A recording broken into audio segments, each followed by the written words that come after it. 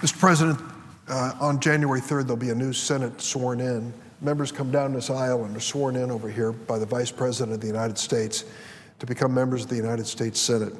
It will be a passing of the Senate seat in our state from Senator Mark Kirk to Senator-elect Tammy Duckworth. I'd like to say a few words about my colleague, Mark Kirk. For the last 6 years, Mark and I have had a very positive and professional relationship. The night he won the election, I was standing with his opponent, Alexei Janulius, when Alexei made the call to Mark Kirk to congratulate him. And Mark asked that I take the phone, and I did, and he said, I want to work with you. I know we just competed against one another in the election, but we now have a responsibility together to represent the state of Illinois. And we started a positive working relationship, a relationship based on mutual respect. One of the things that we did was to continue a tradition. Since 1985, my mentor and colleague in the House and my predecessor in the Senate, Paul Simon of Illinois, started a Thursday morning breakfast, inviting people from Illinois who were in Washington and those who wished they were from Illinois to come in for free coffee and donuts at no taxpayer's expense. It was an hour-long public meeting so that we could talk about what was happening in the Senate and then answer any questions and pose for pictures if they wanted them. I asked Mark Kirk to continue this even though we were opposite political faith, and we did. For a long time, we worked together to make sure that the people of Illinois felt welcome. We often took differing views on issues, that's to be understandable, but we did it in a civil way, and people said they thought it was one of the highlights of their trip to see two senators from two different parties working together. We did it. And not just on those Thursday mornings. We found reason to do it on the floor. In the vast majority of cases, when it came to filling judicial vacancies, federal judicial vacancies, Mark Kirk and I worked together to agree. Rarely did we disagree on those that needed to be chosen. And as a result, we've had a pretty good record of filling vacancies in the state of Illinois.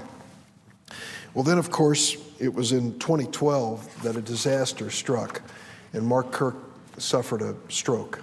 It was almost a life-ending experience. He's lucky to be alive today. And he knows it, and we all know it too. I kept in touch with his staff primarily and with him during the course of his rehabilitation after that stroke. It was a calendar year that he had to give to rehabilitation to learn how to walk again and speak again and do the basic things we take for granted. It was an extraordinary show of courage on his part and determination. And finally, before he could return to the Senate, I visited with him and saw him some 10 months after the stroke and realized the devastation that he'd weathered and how much he'd managed to recover because of his sheer determination. The one thing he told me, though, was that he was determined to come back to the United States Senate and walk up those steps right into the Senate chamber.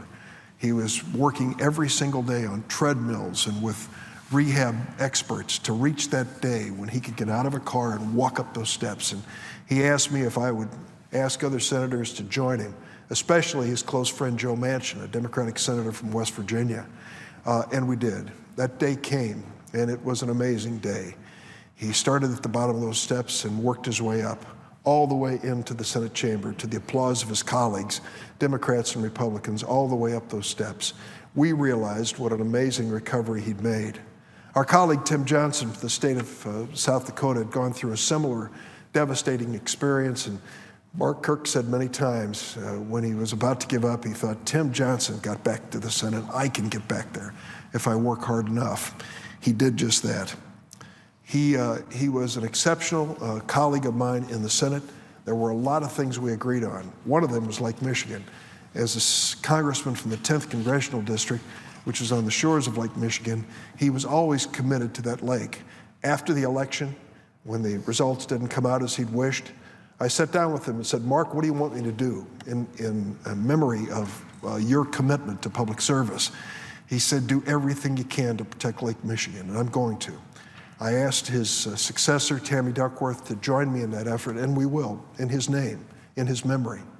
I thank him for the service that he's given to our state, the service he's given our nation as a officer in the Navy Reserve, for the years that he put in as a staff member to Congressman John Porter, for the work that he did in the House of Representatives representing the 10th Congressional District, and for his term here in the United States Senate. It's been a pleasure and an honor to serve with him. Despite our political differences, I count him as a friend, as an ally, and as a true champion for the state of Illinois, and I wish my colleague Mark Kirk the very best in his future endeavors.